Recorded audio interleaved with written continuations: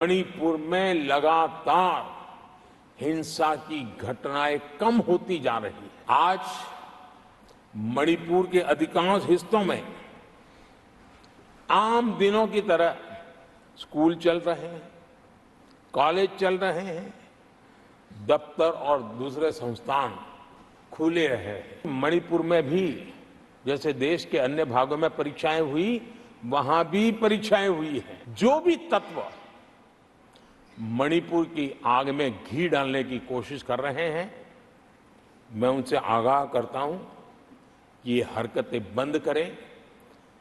एक समय आएगा मणिपुर ही उनको रिजेक्ट करने वाला है, ऐसे लोगों को। आदरणीय सभापति जी, मणिपुर के संबंध में मैंने पिछले सत्र में विस्तार से बात कही थी, लेकिन आज मैं फिर से एक बार दोहराना चाहता हूं।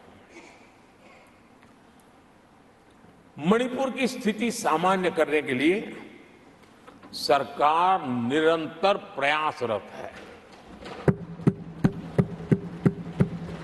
वहां जो कुछ भी घटनाएं घटी, 11,000 से ज्यादा एफआईआर की गई है। मणिपुर छोटा सा राज्य है, 11,000 एफआईआर की गई है। 500 से ज्यादा लोग अरेस्ट हुए हैं। आदरणीय सभापति जी, इस बात को भी हमें स्वीकार करना होगा कि मणिपुर में लगातार हिंसा की घटनाएं कम होती जा रही है। इसका मतलब शांति का आशा रखना, शांति पे भरोसा करना संभव हो रहा है। आज मणिपुर के अधिकांश हिस्सों में आम दिनों की तरह स्कूल चल रहे हैं, कॉलेज चल रहे हैं, दफ्तर और दूसरे संस्थान खुले रहे हैं। आदरणीय सभापति जी, मणिपुर में भी जैसे देश के अन्य भागों में परीक्षाएं हुई, वहां भी परीक्षाएं हुई हैं और बच्चों का अपनी विकास यात्रा जारी रखी है। आदरणीय सभापति, केंद्र और राज्य सरकार सभी से बातचीत करके शांति के लिए, सौहार्द रास्ता खोलने के लिए लगातार प्रयास कर रही है।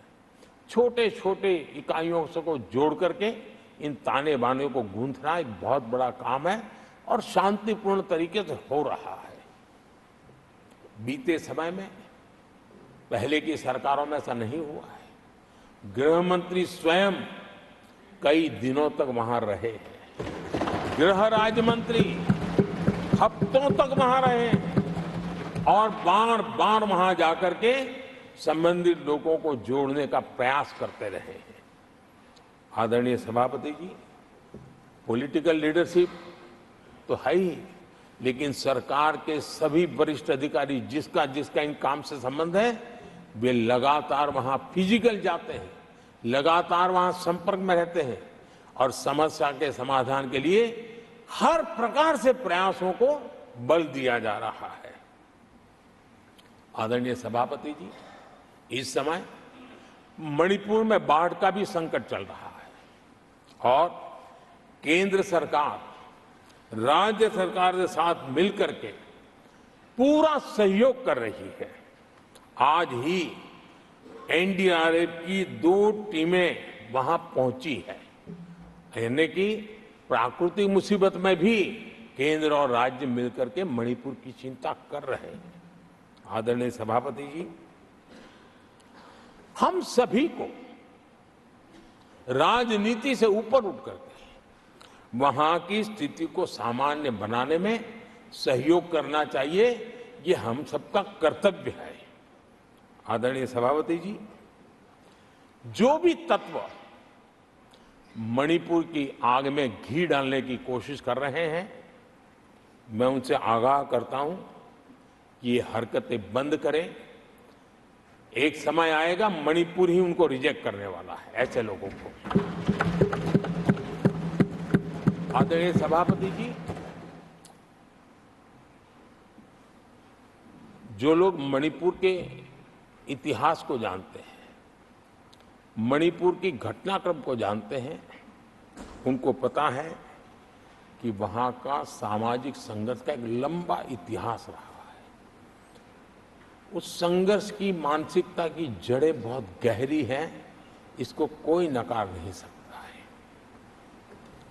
और कांग्रेस के लोग ये न भूले कि मणिपुर में इन्हीं कारणों से 10 बार राष्ट्रपति शासन लगाना पड़ा है।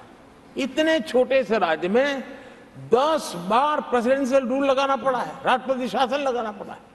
कुछ तो मुसीबतें होगी और ये हमारे कालखंड में नहीं हुआ है,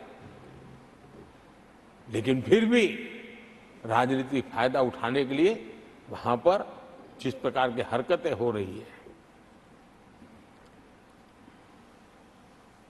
और राष्ट्रपति जी, आदरणीय सभापति जी, मैं इस सदन में देशवासियों को मैं बताना चाहता हूं, 1993 में मणिपुर में ऐसे ही घटनाओं का क्रम चला था और इतना तीव्र चला था, इतना व्यापक चला था, वो 5 साल लगातार चला था।